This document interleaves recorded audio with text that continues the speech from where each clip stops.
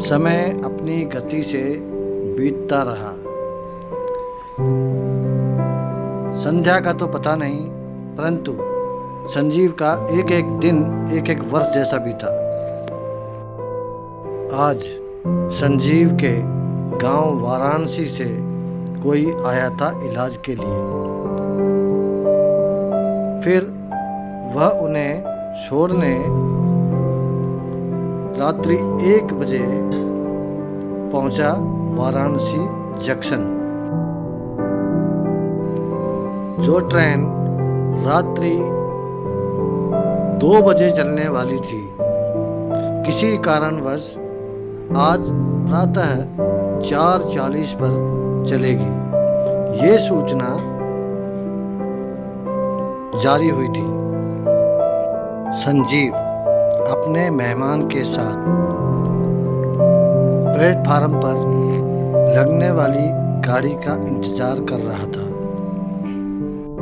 तभी पेपर वाला आवाज देता हुआ, पेपर ले लो, पेपर ले लो, इंटर का रिजल्ट आया है, पेपर ले लो, गुजरा।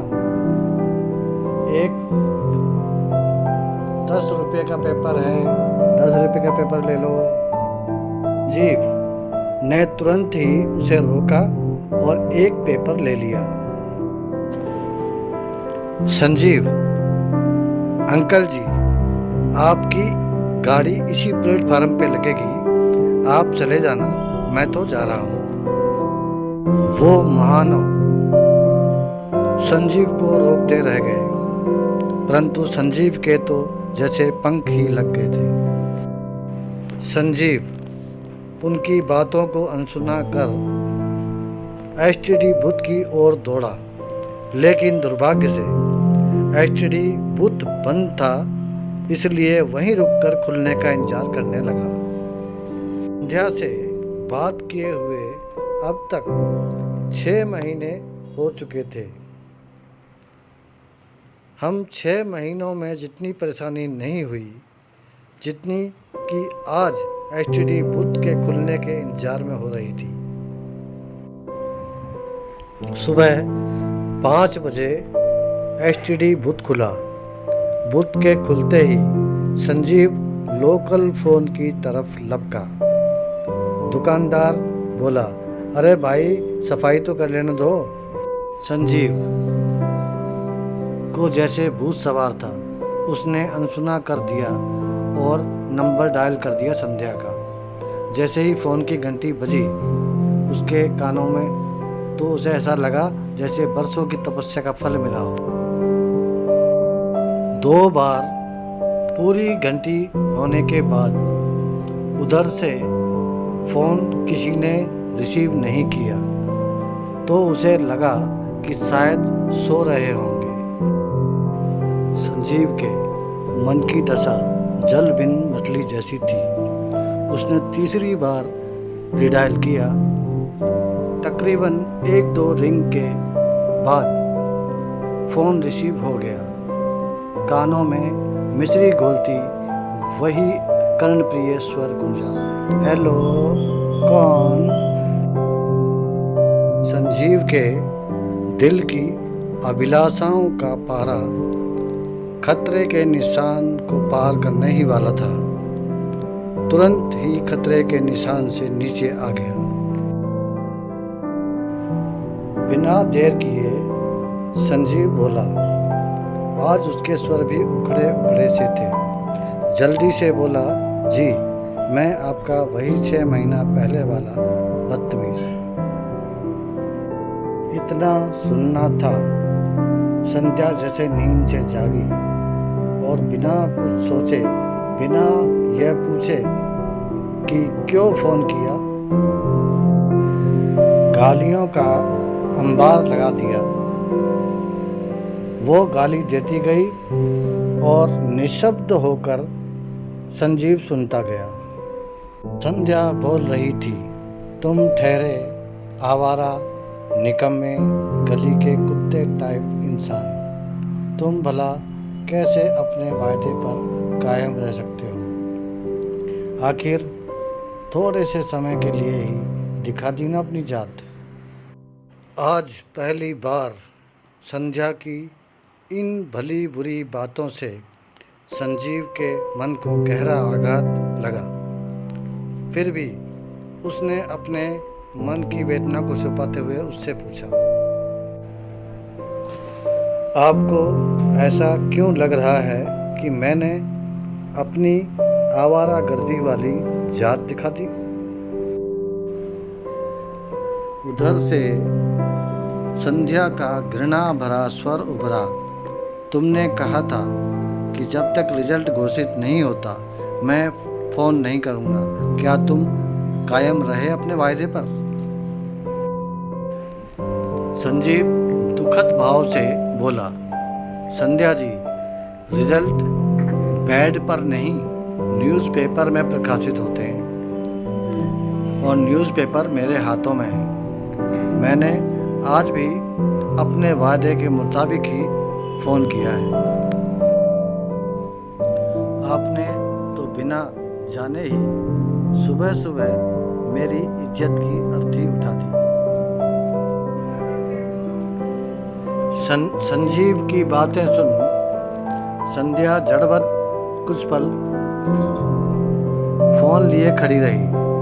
आज पहली बार उसे अपने व्यवहार पर ग्लानि और संजीव के प्रति प्रेम का बोध हो रहा था। संध्या ने संजीव से अपने आज के इस व्यवहार के लिए क्षमा मांगी। फिर संजीव को होल्ड पर रख एडमिट कार्ड लेने चली गई ताकि रिजल्ट पता कर सके। संध्या प्रथम श्रेणी में उत्तीर्ण हुई थी। आज वह बहुत खुश थी। जैसे ही उसने रिजल्ट सुना वो खुशी से उछल पड़ी। संध्या खुश होकर बोली, हेलो, आपको पता है आपने कितनी बड़ी खुशी दी है। अगर सामने होते तो आपको हमारी खुशी का एहसास होता। चलिए आज आप मुझे अपना गाना सुना दीजिए। संजीव बोला, माफ़ कीजिए मैडम जी, आज आपको कुछ भी सुना नहीं पाऊँगा और हाँ, आज से आपको ना कोई फ़ोन करूँगा और ना ही कभी परेशान करूँगा। अब तक हुई सभी गलतियों के लिए क्षमा चाहता हूँ। देखो, संध्या बोली, देखिए मैंने बिना जाने आपके फ़ोन को गलत मान के आपके मन को ठेस पहुंचाई। इस दुस्साहस के लिए मैं खुद आपसे क्षमा चाहती हूँ। जिन भावों के तहत मुझे फ़ोन किया उन्हीं की कसम, अगर आपने हमें फ़ोन करना बंद कर दिया तो कसम से मैं भी अन्न जल त्याग कर अपनी जान दे दूंगी।